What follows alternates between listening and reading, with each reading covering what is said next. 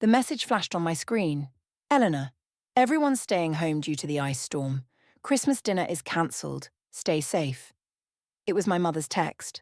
I stared at my phone, a knot of disappointment tightening in my stomach. But I understood. Winters in the Midwest can be treacherous. What I didn't know then was that this simple text would be the thread that, when pulled, would unravel years of calculated family deception and change my life forever. My name is Eleanor.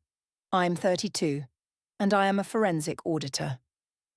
Until last Christmas, I believed I was simply the outlier in my family, the quiet, career-focused daughter who just didn't quite fit in with their loud, boisterous gatherings. My younger sister Lydia was the undisputed star, the vibrant, free-spirited favourite who could seemingly do no wrong in our parents' eyes. That Christmas morning, I settled in for a quiet, solitary day. I made myself a spiced cider, put on some classic holiday movies, and tried to focus on gratitude despite the sharp loneliness. Around 3 p.m., I was scrolling through social media when my heart lurched and my breath caught. There it was, a fresh post from my cousin, Stella. Perfect family Christmas at Lydia's. So blessed to have everyone together. Family traditions and a delicious Christmas dinner. The accompanying photo showed my entire extended family. Mom, dad, aunts, uncles, cousins, even my grandmother gathered around Lydia's elegant dining table. They were beaming, dressed in festive holiday wear, clearly celebrating the joyous day. Through the clear window panes visible in the background, I could see bright, sunny skies. There was no ice storm. There never had been. My hands shook as the horrible truth solidified. The ice storm was a complete fabrication, a convenient, cynical lie concocted to deliberately exclude me from their perfect family gathering. The nausea hit me as I scrolled through more images. My father carving the roast, my mother arranging her signature gingerbread cookies, and my young nieces and nephews opening presents. How many times before had they claimed an event was cancelled? How many intimate gatherings had taken place without me? How long had they been coordinating behind my back to keep me out while feigning love and concern? The next morning, my phone rang. It was my mother, her voice sickeningly cheerful. "Hi, darling. Hope you had a nice, quiet Christmas. We missed you." The casual cruelty of her performance made my hands clench into fists. This was the moment. Everything was about to change. The weight of obligation. Growing up, I had always strived to be the perfect daughter. I excelled academically, helped with all the household responsibilities, and even abandoned my dream of attending art school to pursue accounting, bowing to my parents' insistence that it was more practical. Meanwhile, Lydia was celebrated for her whims. When she dropped out of college to become a wellness consultant, my parents called her brave and following her passion. When I worked crippling overtime to help them pay down their mortgage, they barely offered a word of acknowledgement. I recall a moment that should have clarified their dynamics years ago. When our father needed major surgery, I took 3 weeks off work without pay to manage his recovery, cooking, cleaning, and coordinating his medications. Lydia showed up once, stayed for an hour, just long enough for a social media post, and then left for a wellness retreat. Yet, in my parents' retelling of that difficult time, Lydia was the supportive daughter, while I was merely doing my part. I swallowed the indignity every time, clinging to the mantra that family was family, and they loved me in their own way. Even last month, I spent hours preparing the Thanksgiving feast, only to hear my mother tell the assembled guests that Lydia had done all the heavy lifting, while I had just sat around. I kept quiet, as always. But now, staring at the digital evidence of their coordinated deception, the fiction of our happy family shattered. I had spent my entire life trying to earn their approval, making excuses for their dismissiveness, and pretending not to notice their exclusions. I had convinced myself that if I just tried harder, gave more, they would finally deem me worthy. The final icy exchange. "Hi, darling. Hope you had a nice, quiet Christmas. We missed you." My mother's false cheer was a breaking point. I gripped my phone, looking at the Instagram photos still open on my laptop, the undeniable proof of the celebration from which I was deliberately exiled. Really? I managed, keeping my voice unnervingly steady, because Stella's posts show everyone had a truly wonderful time at Lydia's house. Everyone, that is, except for me. The silence on the line was instant and heavy. I could picture my mother's face, the quick shift from feigned warmth to a caught-out confusion, already calculating her next excuse.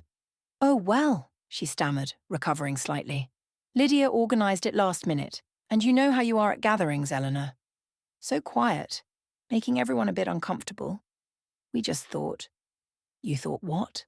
I pressed. "That it would be better to tell me a massive, coordinated lie? To make me spend Christmas alone while the entire family celebrated, pretending everyone else was doing the same?" "Don't be so dramatic," my mother sighed, resorting to familiar dismissiveness. "We were trying to avoid any awkwardness. You know Lydia wanted everything to be perfect." In that instant, the pattern became crystalline. This wasn't a singular incident. "How many times?" I asked, my voice barely a whisper. "How many other gatherings have you lied to me about?" Another telling silence. "Eleanor, you're being overly sensitive. This is exactly why." "Why what?" I cut her off. "Why you exclude me? Why you pretend I don't exist unless you need something? Why Lydia gets to be the golden child while I'm treated like an inconvenience?" "That's not fair," my mother protested, her voice rising. "We love you both equally. It's just Lydia puts in the effort to be part of the family. You're always so busy with work." "Busy with work?"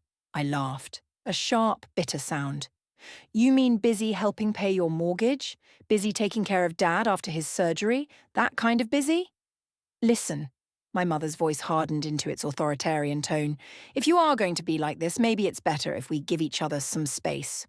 Call me when you're ready to be reasonable." The line went dead.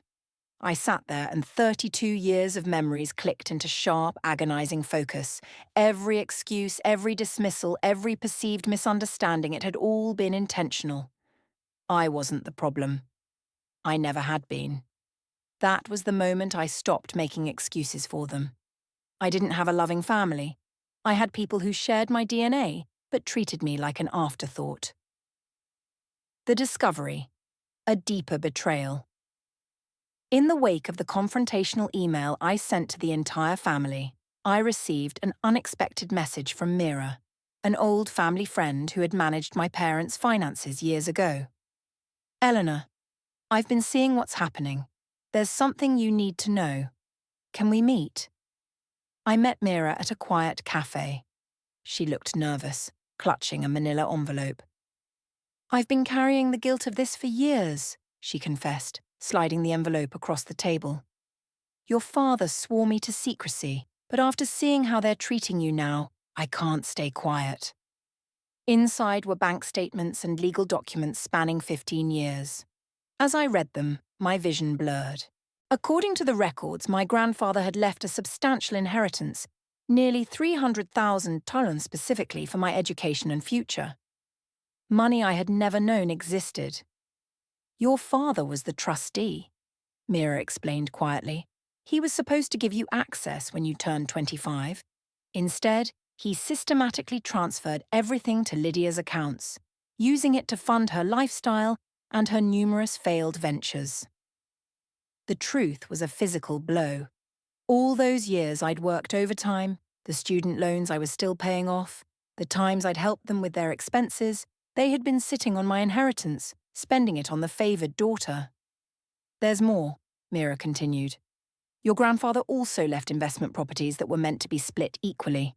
Your parents sold them all, using a power of attorney they had you sign when you were 18.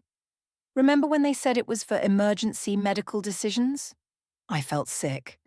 The document I had trustingly signed had given them complete financial control. They had systematically robbed me while watching me struggle, accepting my financial help, and simultaneously making me feel guilty for not contributing enough emotionally. The statements showed regular large transfers to Lydia, often labelled as business investments, money taken directly from my inheritance, to fund her various yoga studios, her retreats in Bali, all the adventures they praised her for while criticizing my boring auditing career. "Why tell me now?" I asked Mira, my voice flat with shock. "Because I saw your mother's social media posts painting you as unstable and ungrateful. They're trying to discredit you before you can discover the truth. They've been embezzling from you for years, Eleanor. What they've done is not just morally wrong, it's illegal." Everything now made horrifying sense. Their aggressive attempts to paint me as unreasonable, the threats to cut me out of the will which they had already emptied, and their desperate need to maintain the narrative of Lydia as the successful sister. "Thank you, Mira," I said, carefully repacking the evidence. "I know exactly what I need to do." This wasn't about a ruined holiday. This was about years of calculated financial fraud, and I, a forensic auditor, was uniquely qualified to make them face the consequences. The final accounting with Mira's documents, I spent the next week meticulously building my case. I knew how to trace the money trail, every unauthorized transfer, every misused power of attorney, every fraudulent document. I tracked it all. I also retained Sophia Chen, an attorney specializing in estate fraud. "This is a clear case of financial exploitation, Eleanor," Sophia confirmed. "We can absolutely file criminal charges." I decided to give them one last chance. I emailed my parents and Lydia, requesting a family meeting to resolve our differences. They immediately agreed, clearly expecting to manipulate me back into silence. The morning of the meeting, I arranged 3 identical folders on my dining table. Inside each was a complete record of the fraud, along with a letter from my lawyer outlining their options: either transfer all remaining funds back to me with interest and sign a confession, or face criminal prosecution. They arrived looking smug. My mother started in immediately. "Eleanor, we're so glad you've come to your senses." I cut her off, sliding the folders across the table. "Before anyone speaks, I suggest you read these." The colour drained from my father's face as he scanned the bank statements. Lydia's hands began to tremble. My mother tried to regain control. "This is ridiculous. You're trying to blackmail your own family." "Blackmail?" I laughed, the sound cold and steady. "No, I'm giving you a choice. Return my inheritance with interest and admit what you did, or I'll let the authorities handle it. Mira has already agreed to testify." "Mira had no right," my father sputtered. "You had no right," I interrupted, my voice ringing with finality. "You stole from me for years while watching me struggle. You used my power of attorney to sell property that was rightfully mine. You funded Lydia's lifestyle with my inheritance." Lydia burst into tears. "I didn't know. They told me the money was from their savings." "Don't lie," I replied calmly. "The transfers went directly to your personal accounts. You knew exactly what you were doing." My mother tried one last, desperate appeal. "Think about what this will do to the family. What will people say?"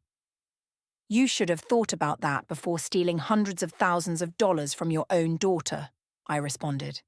"You have 48 hours to decide. Sign the confession and arrange the transfers, or I'm going to the police." They fled in a panic, my father practically dragging my hysterical mother and sister out the door. The family group chat instantly erupted with messages of condemnation, all taking their side, but I remained utterly calm. I had the truth and the evidence. The ball was in their court, and I was prepared for their inevitable wrong choice: freedom. The 48-hour deadline passed without a word from them. They chose pride over honesty, attempting instead to destroy evidence and pressure Mira into retracting her statement. They failed. The morning after the deadline, I formally filed charges. By afternoon, police were at their doors with search warrants. I watched the story unfold from the quiet neutrality of my office. My father was escorted from his workplace in handcuffs. Lydia's consulting business was seized as an asset purchased with stolen funds. My mother's carefully curated social media facade crumbled as she was arrested during a charity committee meeting.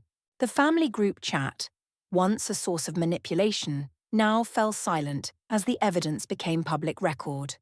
The local newspaper ran a devastating story about the prominent family's fall from grace. All their years of maintaining perfect appearances ended in a single ruinous day. I felt no joy, only a profound sense of relief. The truth was finally out, and I was finally free. 1 year later, I am sitting in my new home in a city far from them, watching the snow fall.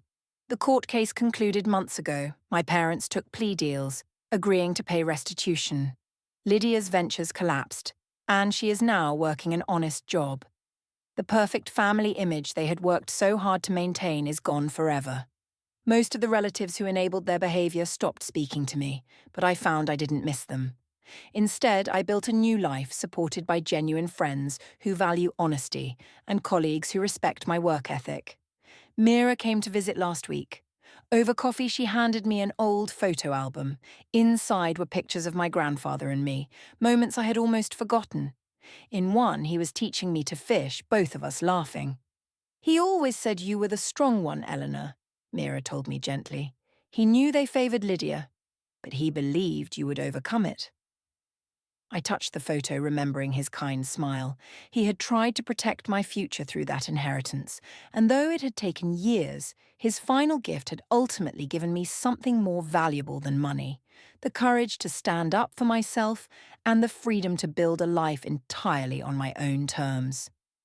Sometimes the best revenge isn't about getting even. It's about getting free.